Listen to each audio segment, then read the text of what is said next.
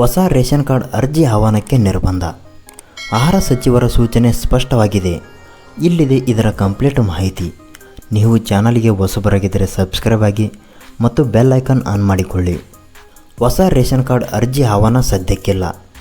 ಮೊದಲು ಹಳೆ ಅರ್ಜಿ ವಿಲೇವಾರಿ, ಅನಂತರ ಹೊಸ ಅರ್ಜಿಗೆ ಆಹ್ವಾನ ನೀಡಲಾಗುತ್ತದೆ ಎಂಬ ಸ್ಪಷ್ಟ ಸಂದೇಶವನ್ನು ಆಹಾರ ಮತ್ತು ನಾಗರಿಕ ಸರಬರಾಜು ಮತ್ತು ಗ್ರಾಹಕರ ವ್ಯವಹಾರಗಳ ಇಲಾಖೆಯ ಸಚಿವರಾದ KH ಮುನಿಯಪ್ಪ ಅವರು ಮಾಹಿತಿ ನೀಡಿದ್ದಾರೆ. ಇದರಿಂದ ಹೊಸ ರೇಷನ್ ಕಾರ್ಡ್ ಅರ್ಜಿ ಸಲ್ಲಿಸಲು ಕಾದು ಕುಳಿತಿದ್ದ ಲಕ್ಷಾಂತರ ಕುಟುಂಬಗಳಿಗೆ ನಿರಾಸೆಯಾದಂತಾಗಿದೆ.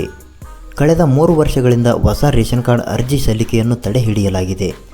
ಕಳೆದ ಏಪ್ರಿಲ್ 1ರಿಂದ ಅರ್ಜಿ ಸಲ್ಲಿಕೆಗೆ ಅವಕಾಶ ಕಲ್ಪಿಸಲಾಗುವುದು ಎಂದು ರಾಜ್ಯ ಸರ್ಕಾರ ಹೇಳಿತ್ತು. ಆದರೆ ಅಷ್ಟರೊಳಗೆ ಲೋಕಸಭಾ ಚುನಾವಣೆ ನೀತಿ ಸಂಹಿತೆ ಜಾರಿಯಾದ್ದರಿಂದ ಅರ್ಜಿ ಸಲ್ಲಿಕೆ ಅವಧಿ ಮುಂದೂಡಲಾಯಿತು. ಇನ್ನೇನು ಲೋಕಸಭಾ ಚುನಾವಣೆ ಮುಗಿದು ಚುನಾವಣೆ ನೀತಿ ಸಂಹಿತೆಯು ಕೊನೆಗೊಂಡಿದ್ದು, ಇದೇ ಜೂನ್ 5ರ ನಂತರ ಅರ್ಜಿ ಸಲ್ಲಿಕೆ ಅವಕಾಶ ಕಲ್ಪಿಸಬಹುದು ಎಂಬ ನಿರೀಕ್ಷೆಯಿತ್ತು. ಆದರೆ ಸರ್ಕಾರ ಇದೀಗ ರೇಷನ್ ಕಾರ್ಡ್ ಪಡೆಯಲು ಹೊಸ ನಿಯಮಗಳನ್ನು ಜಾರಿಗೊಳಿಸಿದೆ. ಮಾತ್ರವಲ್ಲ, ಸದ್ಯಕ್ಕೆ ಹೊಸ ಅರ್ಜಿ ಆಹ್ವಾನಕ್ಕೂ ತಡೆ ನೀಡಿದೆ. ಹೊಸ ನಿಯಮಗಳನ್ನು ನೋಡೋಣ ಬನ್ನಿ. ರಾಷ್ಟ್ರೀಯ ಆಹಾರ ಭದ್ರತಾ ಕಾಯ್ದೆ ನಿಗದಿಪಡಿಸಿರುವ ಪಡಿತರ ಚೀಟಿಗಿಂತ ಹೆಚ್ಚುವರಿ ಕಾರ್ಡ್ ಮಂಜೂರು ಮಾಡಬಾರದು. ಕಳೆದ 3 ತಿಂಗಳಿಂದ ಆಹಾರ ಧಾನ್ಯ ಪಡೆಯದ ಕುಟುಂಬಗಳ ಕಾರ್ಡ್ ರದ್ದು ಮಾಡಬೇಕು.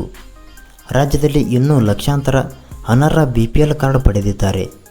ಅವೆಲ್ಲ ಕಾರ್ಡ್ ರದ್ದು ಮಾಡಿದ ಬಳಿಕ ರದ್ದಾದ ಕಾರ್ಡ್ಗಳಿಗೆ ಅನುಗುಣವಾಗಿ ಈಗಾಗಲೇ ಅರ್ಜಿ ಸಲ್ಲಿಸುವ ಕಾರ್ಡ್ಗಳನ್ನು ಹಂತ ಹಂತವಾಗಿ ವಿಲೇವಾರಿ ಮಾಡಬೇಕು.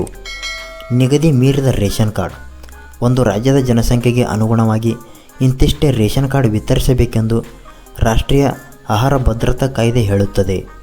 ಆದರೆ ರಾಜ್ಯದಲ್ಲಿ ಈಗಾಗಲೇ ನಿಗದಿಗಿಂತ ಹಲವು ಪಟ್ಟು ಹೆಚ್ಚು ಪಡಿತರ ಚೀಟಿಗಳನ್ನು ನೀಡಲಾಗಿದೆ. ಸದ್ಯ ಕರ್ನಾಟಕದಲ್ಲಿ 3,92,54,052 ಕುಟುಂಬಗಳಿಗೆ 1,16,98,551 ಪಡಿತರ ಚೀಟಿ ನೀಡಲಾಗಿದೆ. ಅಂದರೆ 13,27,882 BPL ಕಾರ್ಡ್ಗಳನ್ನು ನಿಗದಿಗಿಂತ ಹೆಚ್ಚುವರಿಯಾಗಿ ನೀಡಲಾಗಿದೆ. ಇದು ಸರ್ಕಾರಕ್ಕೆ ನೂರಾರು ಕೋಟಿ ರೂಪಾಯಿ ಹೊರೆಯಾಗುತ್ತದೆ. 2,50,000 ಅರ್ಜಿ ಬಾಕಿ. ಈಗಾಗಲೇ ಹೊಸ ರೇಷನ್ ಕಾರ್ಡ್ಗಾಗಿ 2,95,986 ಅರ್ಜಿಗಳು ಸಲ್ಲಿಕೆಯಾಗಿದ್ದು, ಇವುಗಳಲ್ಲಿ ಕೇವಲ 58,561 ಅರ್ಜಿಗಳನ್ನು ಮಾತ್ರ ವಿಲೇವಾರಿ ಮಾಡಲಾಗಿದೆ. ಇನ್ನು ಸುಮಾರು 2,38,000 ಅರ್ಜಿಗಳು ವಿಲೇವಾರಿಗಾಗಿ ಕಾಯುತ್ತಿವೆ. ಇವುಗಳ ವಿಲೇವಾರಿ ನಂತರ ಹೊಸ ರೇಷನ್ ಕಾರ್ಡ್ಗೆ ಅರ್ಜಿ ನೀಡುವುದಾಗಿ ಸರ್ಕಾರ ಹೇಳಿದೆ. ಇತ್ತೀಚೆಗೆ ರಾಜ್ಯ ಸರ್ಕಾರ ಗ್ಯಾರಂಟಿ ಯೋಜನೆಗಳನ್ನು ಜಾರಿಗೆ ತಂದ ಬಳಿಕ ರೇಷನ್ ಕಾರ್ಡ್ ಬೇಡಿಕೆ ಹೆಚ್ಚಾಗಿದೆ. ಜೊತೆಗೆ ಆರೋಗ್ಯ ಸಂಬಂಧಿ ಸಮಸ್ಯೆಗಳವರೆಗೂ ಕಾರ್ಡ್ ಅನಿವಾರ್ಯವಾಗಿದೆ. ಆರೋಗ್ಯ ಸಂಬಂಧಿ ಕಾರಣಕ್ಕೆ ರೇಷನ್ ಕಾರ್ಡ್ ಪಡೆಯಲು ಅವಕಾಶ ಕಲ್ಪಿಸಲಾಗಿದೆ. ಅಂತಹ ಸಮಸ್ಯೆ ಇರುವವರು ಸೂಕ್ತ ದಾಖಲೆಗಳು ನೀಡಿ ರೇಷನ್ ಕಾರ್ಡ್ ಪಡೆಯಬಹುದಾಗಿದೆ. ಈ ಮಾಹಿತಿಯ ಬಗ್ಗೆ ನಿಮಗೆ ಏನೆನಿಸುತ್ತದೆ ಕಮೆಂಟ್ ಮಾಡಿ ಮತ್ತು ವಿಡಿಯೋ ಇಷ್ಟ ಆದರೆ ಲೈಕ್ ಮಾಡಿ.